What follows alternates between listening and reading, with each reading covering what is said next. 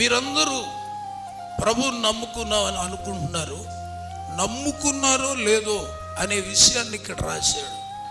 యోహాను మొదటి పత్రిక 2వ అధ్యాయం 3-4. మరియు ఇది చాలా మైండ్ పెట్టి వినాలి. మరియు మనము ఆయన ఆజ్ఞలను గైకొనిన ఎడల దీని వలననే, ఇది బాగా రోజు చూసుకోవాలి.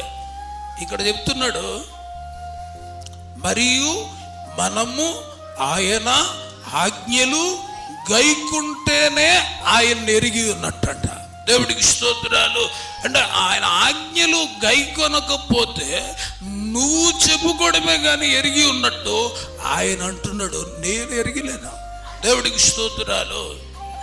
నేను ఎరిగిలేను, ఎందుకంటే నా ఆజ్ఞలు పాటించలేదు. ఇదే అంటున్నాడు, మరియు మనము ఆయన ఆజ్ఞలు గైకొనిన ఎడల దీని వలనే ఆయన్ని ఎరిగి ఉన్నాం. ఆయన్ని ఎరిగి ఉన్నామని చెప్పుకుంటూ ఆయన ఆజ్ఞలు గైకొనని వాడు అబద్ధికుడు అన్నాడు. వాడు పాస్టర్ గారు కావచ్చు, విశ్వాసి కావచ్చు.